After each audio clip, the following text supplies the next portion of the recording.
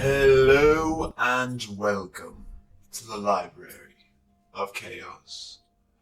As your curator, today we begin our delve into the storied pages of the Teller's Tales. First, I will set the scene. Today we are going to be looking at the first of the two prologues in this long and storied how do I say this? It's quite the volume, but the two prologues are rather short. All that to say, the first thing is setting the scene. This story of his takes place in the frostbitten world of the Icewind Dale. An endless rime has captured the world. The ice blots out even the sunlight. Morning, nights, they mean nothing here. But, all that to say, there was a glimmer of hope. A newcomer to these parts. As our story begins with a friend, our first character, a human artificer by the name of Forrest.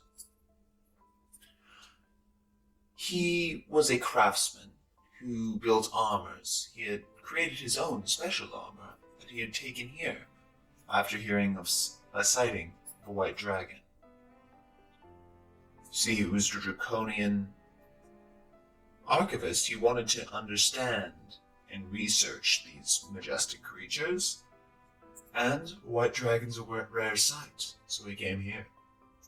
Unfortunately, he did not account for the endless rime and what that would do to his very powerful, but very, very affected by frost armor. He could not move that armor by itself. It's too heavy. He needs it to be able to move. And unfortunately, the ice had created an immobile suit. It was a weight. So, he took refuge and set up camp near a town called Dougan's Hole. While he was writing things down, doing a little research, because after all, even though he was stuck here, he was still a researcher first and foremost. He could research the nearby flora and fauna, what little flora there was. That's what he was going to do. While there, he heard a commotion from the town square. Large amount of noise, crashing, sounds of a tambourine. So, he had nothing better to do. He figured he'd go and investigate.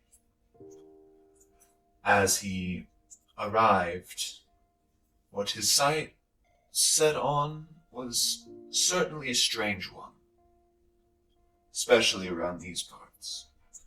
See, Dougan's Hole is a quiet town, full of quiet people, not fairly wary of outsiders, and not particularly fun. An equivalent in your world, I could suppose, would be that town in Footloose.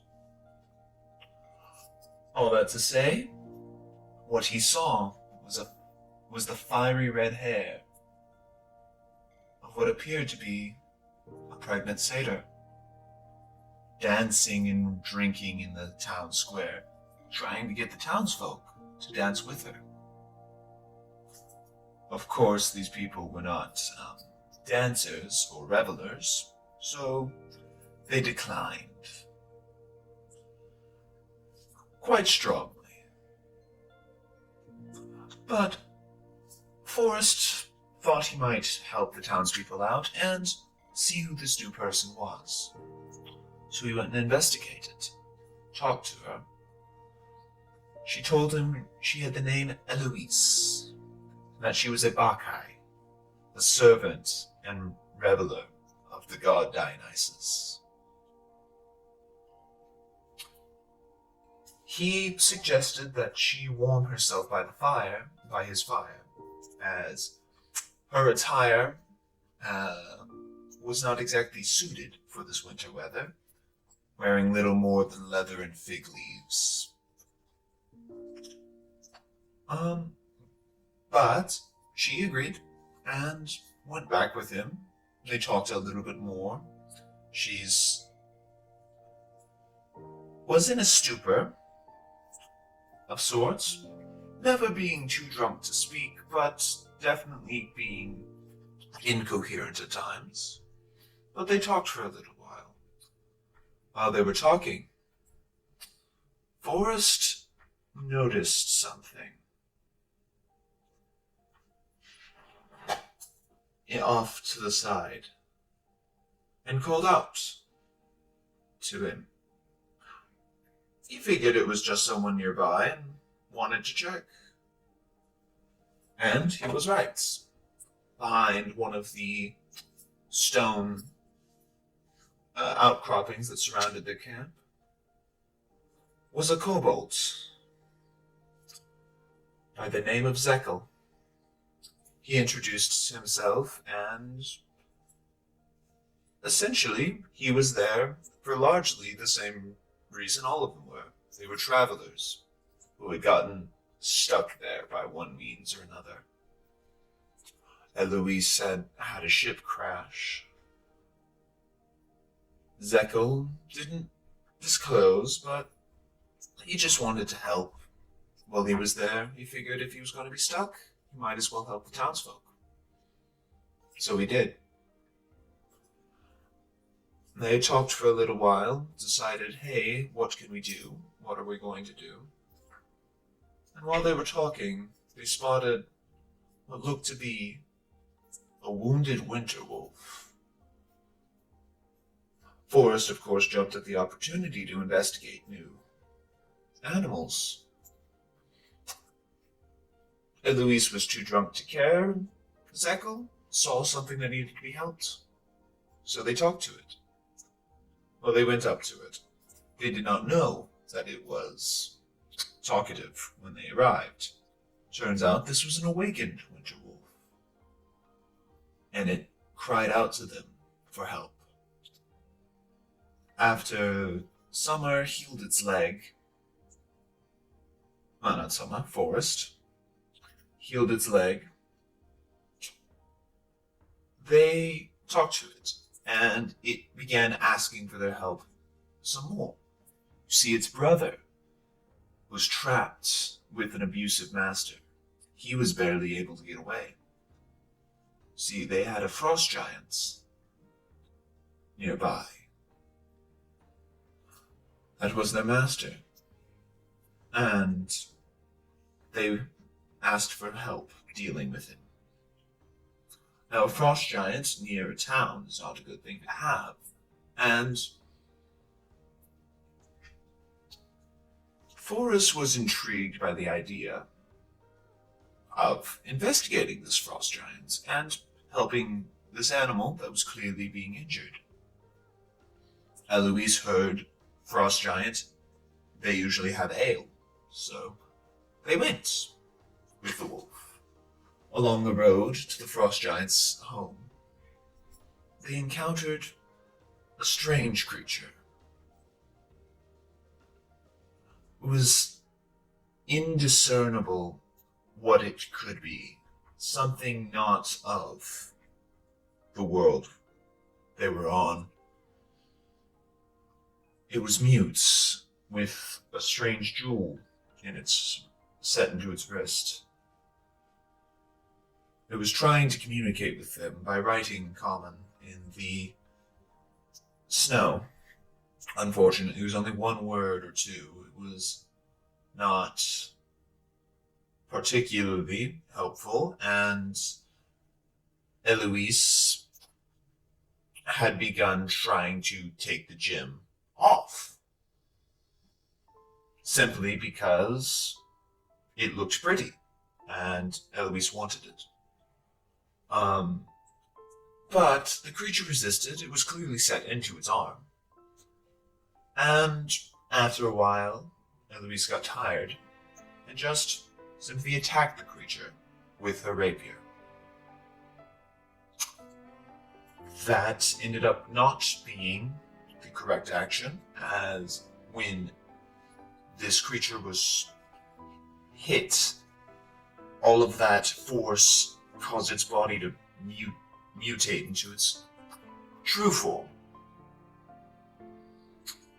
Still a strange alien creature, but appearing to have a bit more sentience. Still mute, this creature was suspended in the air and wrote in the air with fire.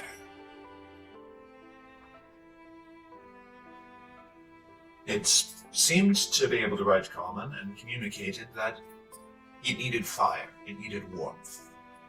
So it stuck close to their torches. It said its name was Lockbox, and seemed to have an interesting, misguided understanding of the world that they were in. Seemed to ask what planet they were on, where were they. The other members didn't particularly know what this creature was speaking of, but they tried as best they could and continued on the road. Lockbox continuing with them because they needed the fire and the warmth. As they approached, they saw a large, icy building. It's large enough for a frost giant to live in, so not a castle either. And when they were there, the other wolf came outside.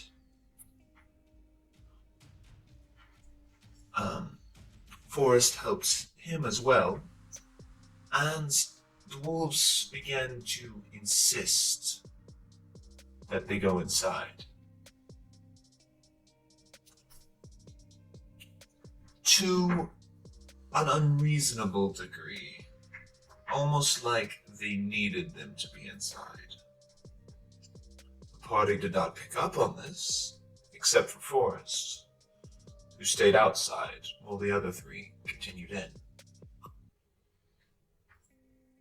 Forrest continued to talk and plead with the wolves, asking about other options, as fighting a frost giant was not exactly something they would be capable of.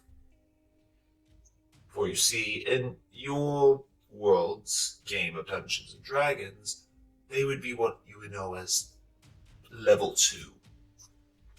4 people at level 2, not exactly designed for a frost giant. And Forrest understood their physical limitations and did not want to fight, so he continued, but these wolves insisted. When the 3 that ventured in opened in to the main room, they did not see what they were expecting. Instead, they saw the skeleton of a frost giant, frozen in ice, like a coffin in the middle of the floor. And an angry mammoth on the other side of the room. You see, this was an awakened mammoth, and she wanted vengeance for her master. The wolves had lied. This was not to get rid of their abusive master. This was for vengeance. So, Eloise and Zekel darted forward to try and distract the mammoth, and Lockbox flew outside. Seeing Lockbox fly outside, the wolves understood that their ruse was up. So they began just trying to drag Forrest inside. Forrest slipped out of their clutches and climbed up the side of the house.